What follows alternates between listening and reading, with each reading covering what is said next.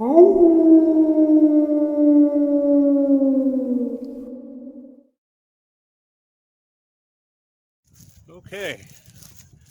I am somewheres in Central Florida and getting ready, looking for a spot to do a stealth solo camp. And looks like we might find a pretty good place. We shall see. And just really got to find a spot that's suitable and a spot that, you know, I'm not really going to be seen. I am near a hiking trail. Actually, I'm on a hiking trail right now, and that's the way it's going to be. We're going to be invisible. I'll go through my gear once I find a spot.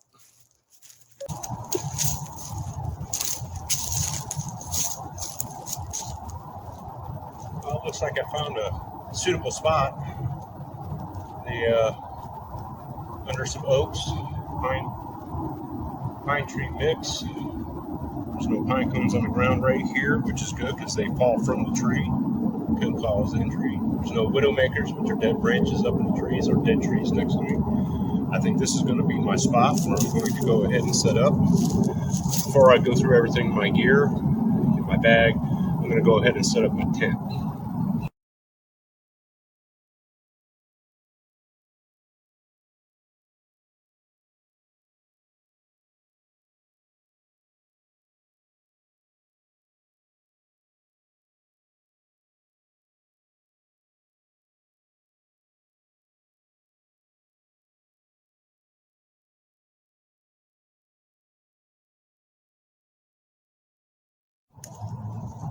Okay, I'm getting ready to go through my gear in my bag. The first thing I'm going to pull out of my bag is my chair, so I can sit on my chair to do this part of the video.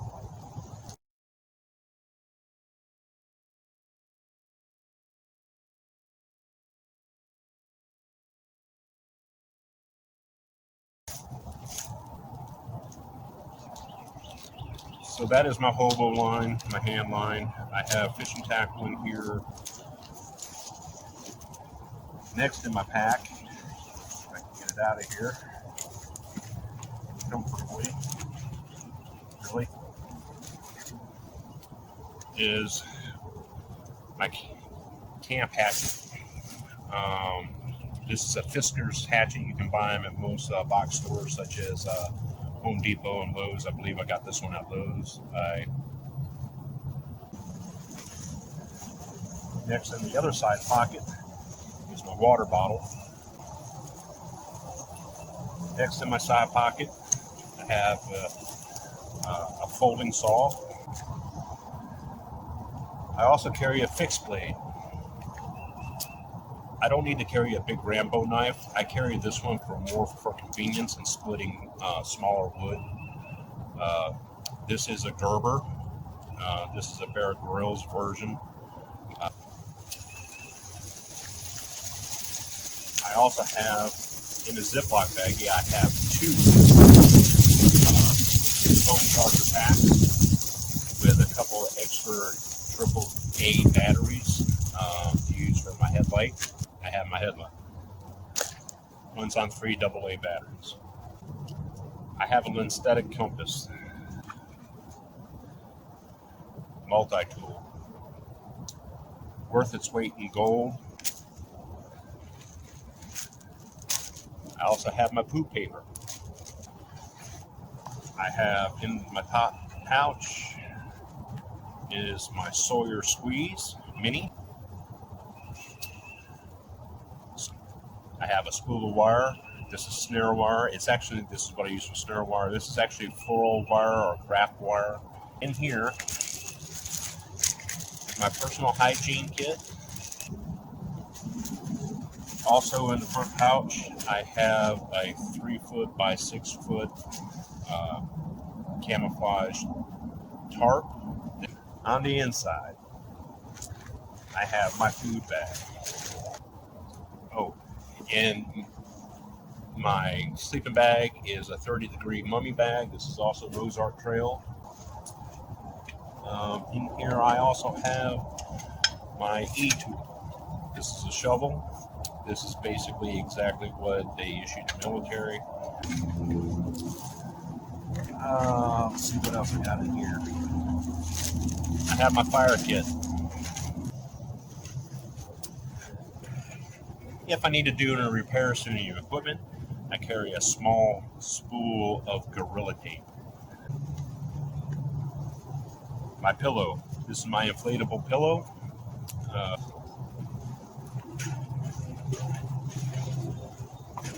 Next we have my sleep pad. This is a Climate Static V pad.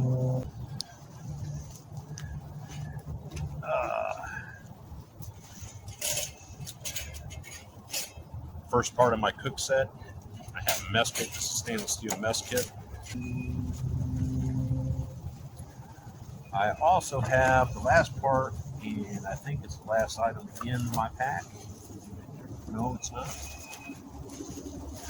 I have a go-to, very inexpensive $2 flashlight that runs off of AAA batteries also, just in case I need to get up in the middle of the night, because that's what us old people do. And if you're watching this video and you're over 50, you know exactly what I'm talking about. First item in the pouch is my Coleman Peak single burner butane propane mixture stove. I also have in here a Stanley 28-ounce stainless steel cook pot. Now when you buy these, they come with 2 plastic coffee cups inside. They don't have any handles. They are insulated, but they don't have any handles. They're rugged. I particularly don't care for them. I throw them in the garbage because I have no use for them.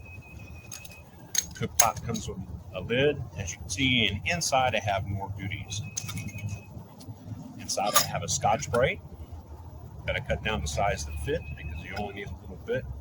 Cleaning my dishes. I have a bottle of Dawn dish soap. It serves multiple purposes, not just for cleaning dishes, but it also kills ticks, chiggers, and fleas, and any other little insect that you can think of, but you have to get the original glue. Also have a small bottle of cooking oil. When I'm hunting my squirrels and if I want to fry a fish or anything like that, I got cooking oil to cook with, if that is the case. And I have 2 little screw top containers with herbs and spices in it. One is garlic herb and the other one is smokehouse maple. And lastly, in this spot is a P51 can opener. Now my Gerber multi-tool has a can opener built into it. I don't use it. I prefer using either P51 or P58 or P38. It's just easier. I'm accustomed to using them. It's just easier for me. So we'll put all this back in here. Set this aside.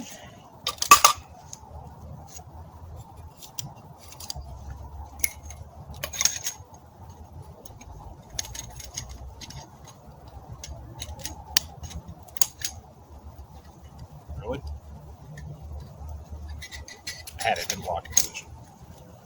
Whatever reason. Set that aside. And that actually sits inside stainless steel coffee cup. This is my go-to cup when I'm backpacking, camping. Stainless steel. This is an Ozark Trail. I believe it's a 24-ounce. Oh, I'm sorry, it's an 18-ounce stainless steel cup.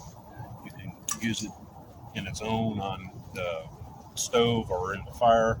I prefer not to because the fire actually puts soot all over the thing, and then I walk around looking like I'm crazy because I have black lips because my lips are covered in soot. I have a long spoon.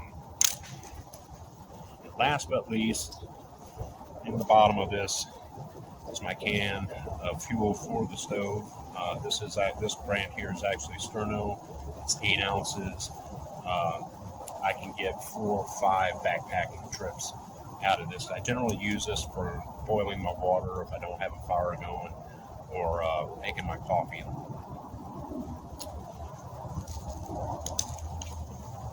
And that concludes my gear. And now that concludes all of the equipment.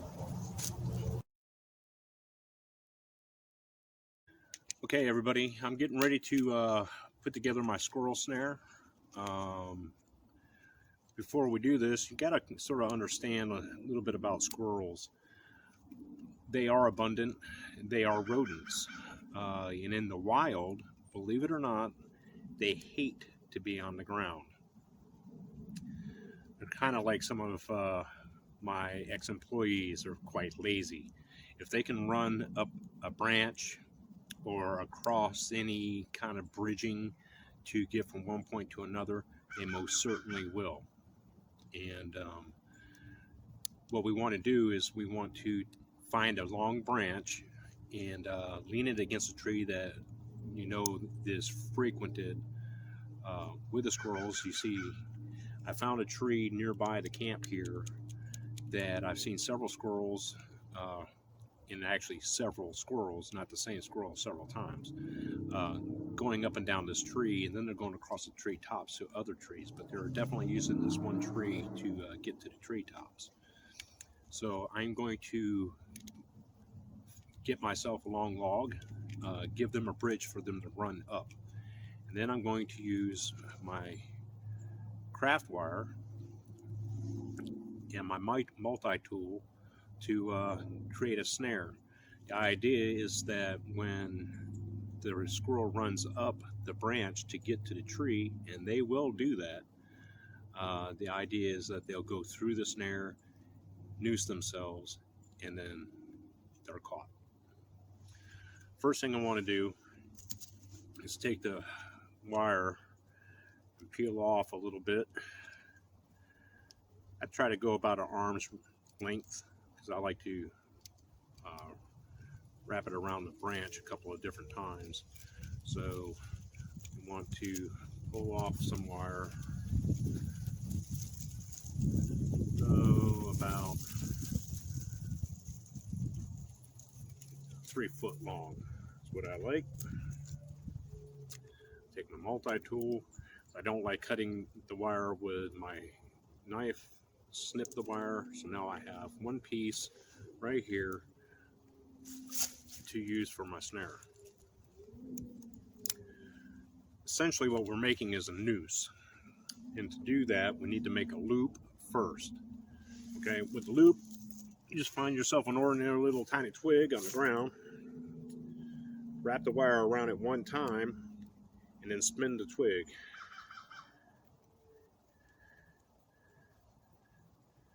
Just like this. So essentially, we have a loop on one end. That's not going to come undone. Then to get the stick out, you just snap the stick, you got your loop right there. The next thing you want to do is you want to take the other end, the free end, and put it through the loop, which now creates a snare loop. Now I'm going to put this in my pocket, and we're going to go find a log and set it up against a tree that I have found that the squirrels have frequented, set my snare, and see how we do.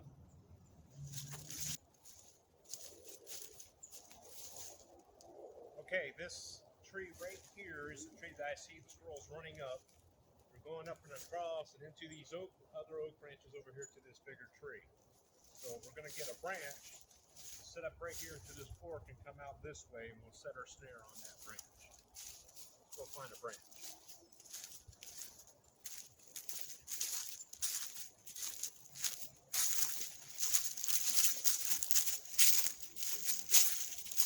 Okay, I found a pretty decent log, got some good length to it. And as you see, on that end, it has a hook. So I am going to place that hook in the fork of this smaller oak tree That'll give it stability, just like that, and it won't fall. It will not fall. Now essentially, these squirrels will run up this branch onto this tree, jump onto the branches of the big one, and come down and go wherever they're going. So we're going to take advantage of their laziness. Okay, I'm going to choose this location right here on this branch to set my loop snare so that it's high enough off the ground to where when the does get caught up and he hangs, he's not going to be close enough to the ground where he can actually touch it, but it's going to be far enough around from the branch to where he can't wiggle and get his way back up to the branch and free himself. So I'm going to take my wire that I made the pre-made loop in, and I'm going to put it on the branch. Okay, I'm going to make my loop, my snare loop, at approximately 2.5, 3 inches across, and I'm going to put a bend right there. So now we've got a freestanding loop, as you can see. At the other end, I'm going to wrap around the branch and give it a good twist around the bottom, twisting the end of the wire around itself so it's attached, giving it about a 10 twist. That way it don't come undone. I don't know if you can see it, but you see this little tiny little twig right here is going to be our set point. You take the wire and you literally set it on top of that point so that it does not come off or fall down on its own, but you want it perfect just like that. It's wobbly. They'll come through the snare themselves. When they get down here, it chokes the point and he swings down to the bottom. Get this couple of loops here. I can hear them in the treetops as we speak. So I'm going to make my loop. See how big it is. And then I'm going to set my loop on that little twig. Oop, maybe.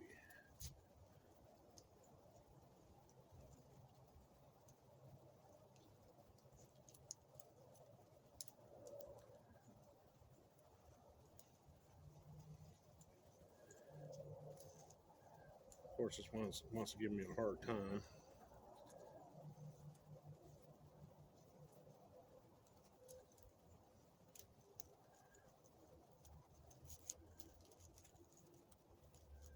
Got a lot of moss on it too, which is also good. There we go. Here's my loop. We're all set. Ready to go. We'll come back and check it in a few hours. Keep an eye on it.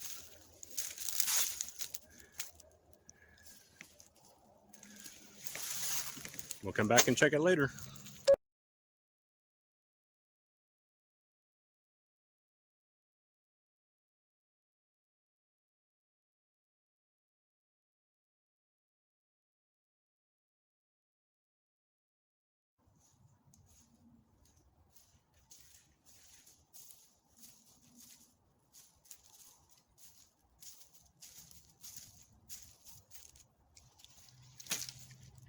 This little bit I'm going to use for dekindling.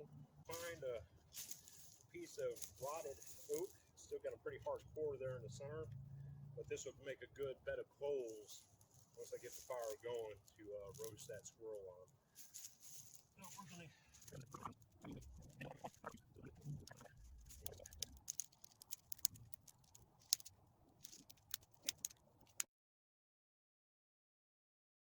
It's been several hours now since we set the squirrel snare. Let's go check on it. Oh, I see something. Yep, sure enough, we have success. One squirrel down. See how that worked? Worked out well. Worked out well.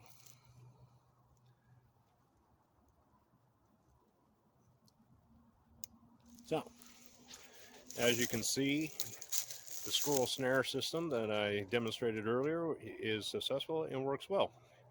This young squirrel is going to be dinner. Talk to you after it's on a fire.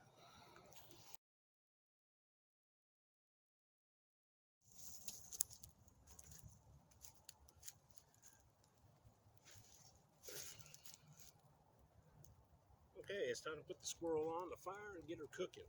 What I did off camera is I took my pocket knife and I took 2 green sticks and I made some sharpened ends, peeled the bark off to use as Q-tips. What I did, take 2. What I did is I took 2 green twigs and I sharpened the ends, took the bark off, and I'm going to use them as toothpicks to help secure the squirrel. Also, on camera, I took my skewer and I put a stop cut in the center, stripped off the bark, then I split the wood down in each direction opposite of the cut. Sharpen the ends a little bit. This is going to help me trap the squirrel in place. That way I don't have to try to, the squirrel's not very big, so this is a pretty big skewer, so that way I don't have to stab it through him. So let's go ahead and put him on and secure him.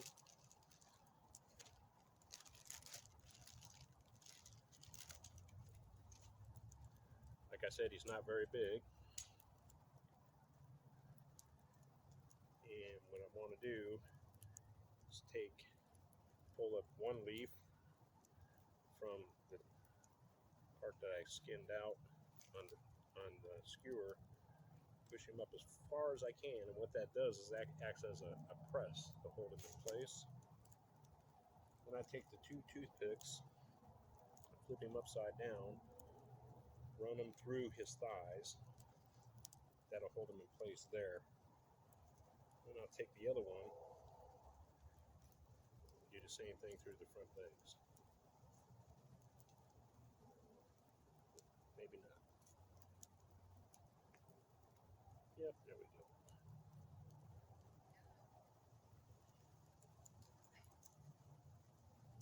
Go ahead and introduce yourselves. Okay, and there he is. He's on the stick. Now I'm going to take some of the seasoning I brought with me. I'm going to put some smokehouse maple on him. Let him roast. I got him set pretty high off the flame, so hopefully he ain't going to burn too much.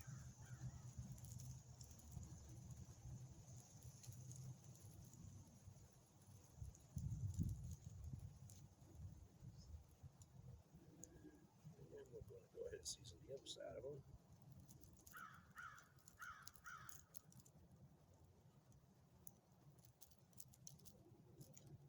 More seasoning on it. Now we're going to put him on the fire and let him get happy, just like that. Yeah, let's put some more seasoning on it.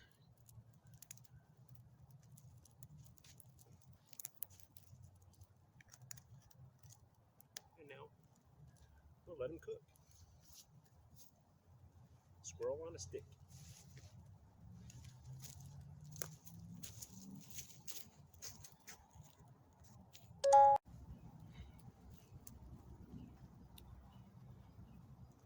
Well, as you can see, the squirrel's still cooking, looking yummy, getting happy. Got my coffee sitting by the fire, staying warm. Turn her over. Cook on that side a little bit. See how the fork in the skewer locks itself on the 2 spindles, or else it would just freely spin. You turn it and it'll roll by itself, and you don't want that.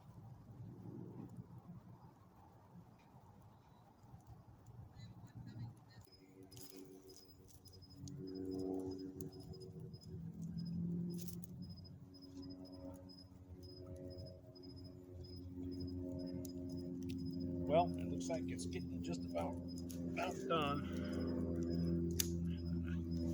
Cut into it a little bit. see what we got going on.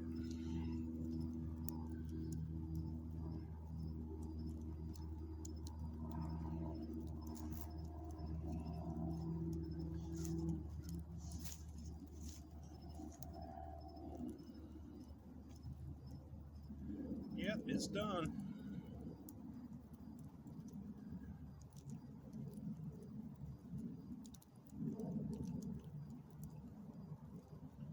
All right. Yep, it's done.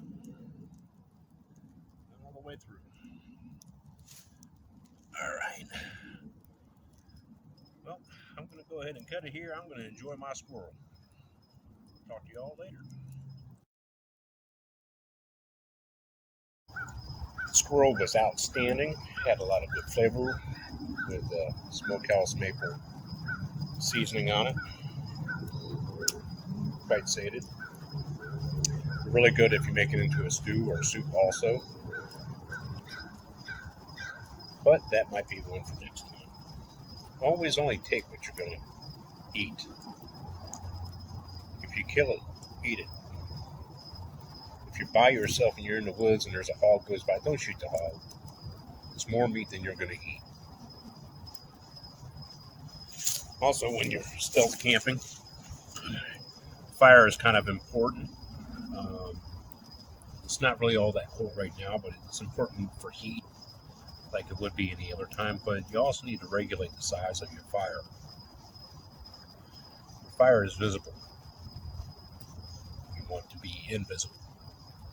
So keep it small. There's nothing wrong. You don't need a huge raging fire to enjoy yourself. This thing is putting off an incredible amount of heat. There's an excellent bed of coals, as you can see, and there's only a couple pieces of wood in there. It's not big. It's maybe 4. My pit is 14 inches. Well, it's the width of your arm, from tip of the finger to your elbow, all the way around. That gives you some idea how big it is. If you saw me dig it. But we're going to call it a night here shortly. It's about 7 o'clock, 7 p.m. The sun's going down. Got some really beautiful pinks and blues in the sky right now. The wind has died down. It's supposed to be in the upper 50s, low 60s tonight. I'm going to be fine in my mummy bag. And we'll see y'all in the morning. Have a good night. As I said, it's a beautiful sky tonight.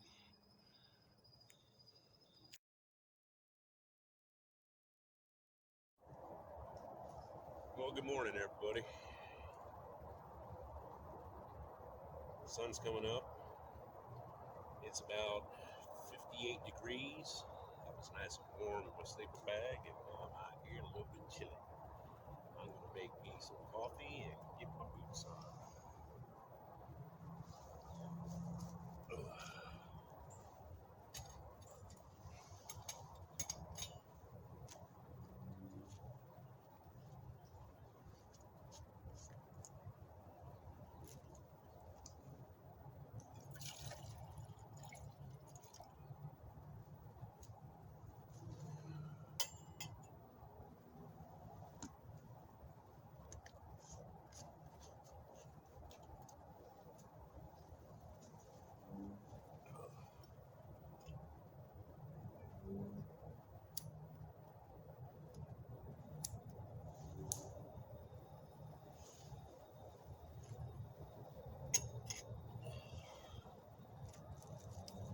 Slept really comfortable last night, got a good night's sleep, and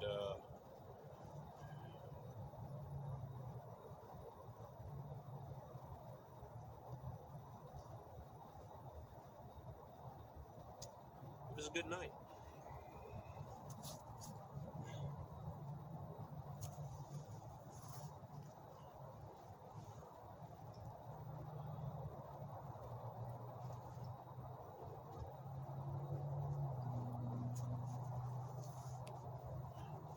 Gonna have some coffee, then go ahead and pack up camp.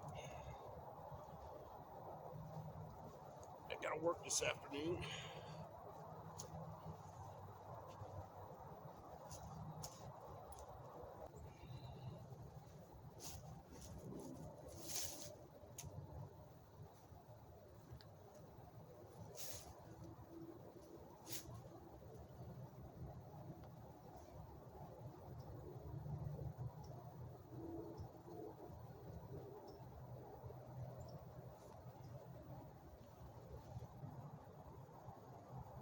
But that's it. I'm going to make my coffee and pack up camp. Thank you for watching.